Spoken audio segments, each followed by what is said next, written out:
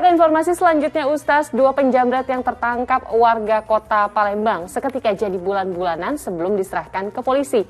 Bahkan satu orang berikut sepeda motornya dibakar oleh massa yang main hakim sendiri.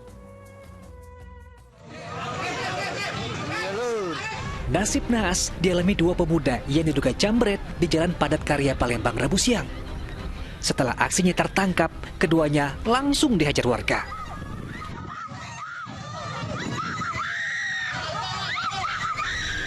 Satu di antara terduga beserta sepeda motor yang mereka kendarai bahkan disulut bensin dan dibakar oleh massa yang main hakim sendiri.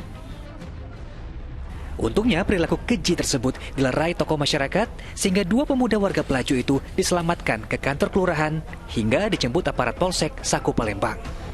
Sebelumnya, dua pemuda yang akhirnya ditetapkan sebagai tersangka itu mencoba merampas tas milik seorang ibu pegawai kelurahan. Korban yang jatuh dari sepeda motor berteriak hingga membuat warga berdatangan. Korban menyandang tas itu langsung ditarik dan karena saat itu korban menyadari dia langsung histeris. Dengan histerisnya mengundang massa dan semua massa melihat korban terjatuh dan sempat menarik kendaraan si pelaku sehingga massa bisa mengamankan kejadian pada saat itu. Seorang pelaku langsung dibawa ke markas Polsek untuk diperiksa. Sementara rekannya yang mengalami luka bakar dibawa ke pusat kesehatan. Januar Ihrom melaporkan dari Palembang, Sumatera Selatan. Astagfirullahaladzim, kejahatan yang dilakukan oleh seseorang layaknya diadili di persidangan tentunya, bukan dengan pengadilan jalanan. Apalagi jika sampai berniat menghilangkan nyawanya. Ustaz, perilaku main hakim sendiri seperti ini sudah menjadi hal yang sering sekali ditemukan di tengah masyarakat. Ya wajar sih, mungkin emosi ya Ustaz ya, tapi kan ini bukan cara yang benar. Lalu bagaimana cara mengedukasi masyarakat sih Ustaz agar tidak main hakim sendiri lagi seperti ini?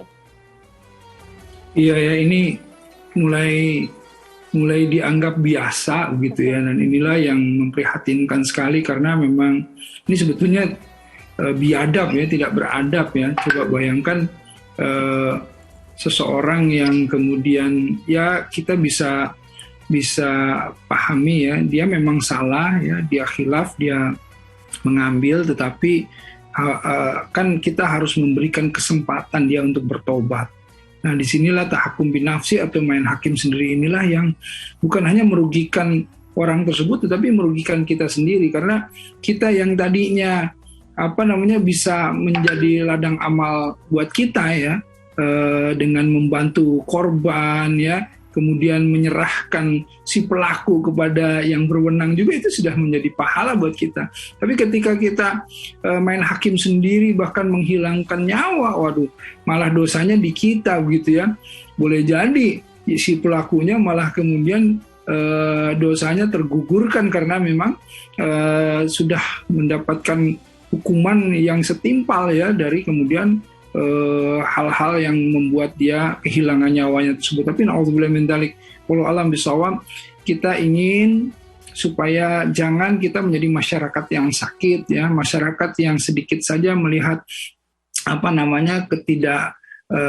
ada yang hal yang bisa dilampiaskan gitu loh. Ini kan semacam pelampiasan dari kemarahan gitu loh. Ya, apa yang membuat marah, apa yang membuat kemudian dia menjadi geram sampai harus membunuh orang. Nah, inilah seharusnya yang memang kita harus lebih diberikan kelembutan hati ya, diberikan pemahaman agama gitu, ditambah kesabarannya gitu. Tentu kesulitan masih ada di depan kita ya, tetapi kita harus melembutkan hati, harus lebih banyak menambah kesabaran agar supaya kesulitan-kesulitan itu justru menjadi ladang amal dan pahala kita yang membuat pintu langit rezeki kita pun terbuka nanti di hari depan insya Allah.